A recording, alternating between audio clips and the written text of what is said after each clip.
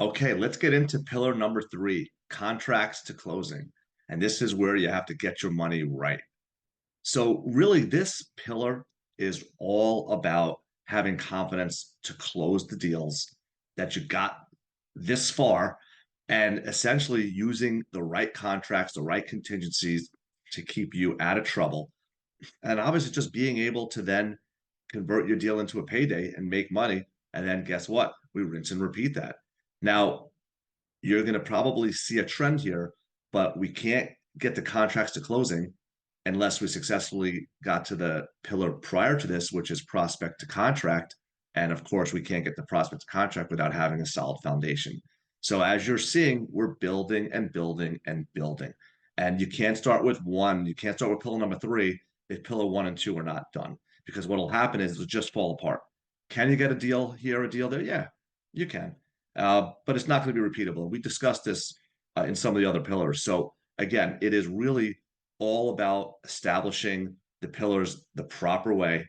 And this one is going to be about contracts to closing. So let's really get into dive a little bit deeper here. Okay, so we talked about investors freezing. So why do investors freeze? I'll tell you why they freeze. They freeze because they finally got that offer accepted. They don't know what to do.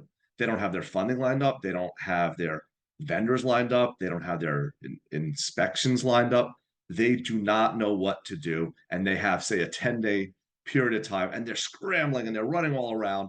And a lot of times, because they haven't set up that proper foundation, they don't have the money. And now they're paying all this extra money to a lender that's going to be a fast lender. It's going to get them approved quickly. When really, as we all know, this should have been done in the foundation part. So a lot of investors just don't know what to do here, and it just goes back to not properly laying down the foundation. So we don't want you to freeze. That's why we're going to follow pillar one and pillar number two. So, four steps to close. We're in the New York tri state area. That is way different than anywhere else in the country, the way that deals are done here. And fortunately or unfortunately, most deals will involve an attorney. So, just because you get an accepted offer, that is literally step one of the four-step closing process. We have to obviously accepted offer means nothing because all this is accepted. Now the attorneys have to speak. We have to put our contingencies in the contract. We have to get our due diligence clauses in.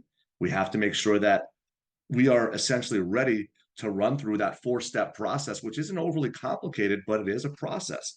So this is also part of the third pillar, really just knowing the closing process so that when this happens, you can understand how to move your deals along and make sure that your deal just isn't stuck somewhere and the seller's attorney is just sitting and waiting and you don't know what the next move is. That's not going to happen to you because you know what the process is. The next step here, and we talked about this a few times, I talked about why investors freeze is getting your funds ready.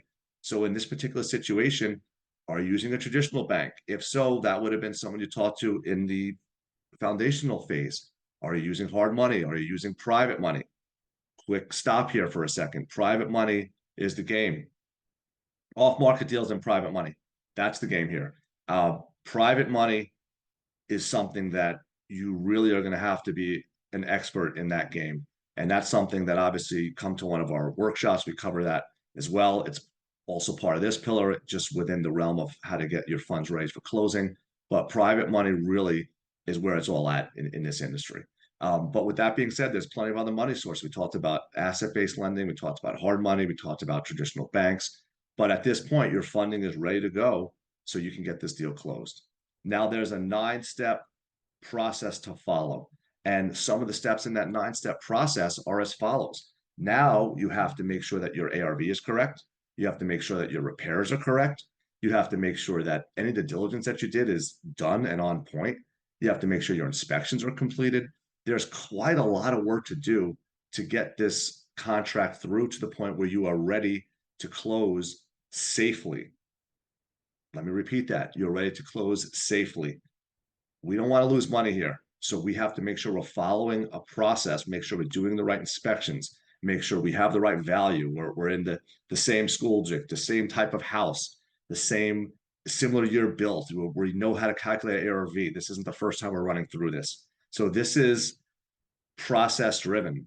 And I think you're starting to see some trends here, right? Everything we do is not willy-nilly. It is all systematized and process driven.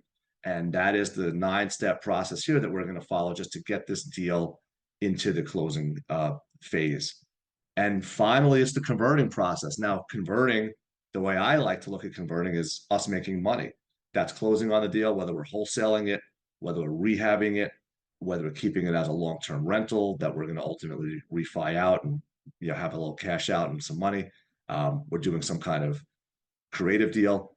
That's the ideal situation in the conversion process where we're converting it, we're getting paid, and we're rinsing and repeating and doing it again. However, I wish it all worked that way. It doesn't. What'll sometimes happen is we'll get to that point and the deal's not going to happen for some reason. The seller got cold feet, or you just couldn't get that deal to the finish line for whatever reason. They had another decision maker that came in the last minute. That does happen. So what are you going to do at this point? You're going to convert that into an active or open lead to get into our follow-up system. And we're just going to keep calling and hitting them with, we're going to hit them with text. We're going to hit them with RVMs. We're going to hit them with mail. We're going to hit them with email. We're going to essentially keep following up and following up and following up, because you'll hear us say this, the fortune is in the follow-up. So the converting process, like I said, normally it's converting that right into money. That's all we want. But sometimes it's converting it into the follow-up process, which is something that we have to consider as well. So there's a lot going on here, a lot of moving parts in pillar number 3. It's an exciting pillar because this is where a lot of action happens fast, which is what all of us love. But again, if you did the other 2 pillars, you're prepared, and everything's going to work properly for you. And that's what we're doing here, putting this framework together so that we have a system and a process to follow. So I can't wait to see you on pillar number 4.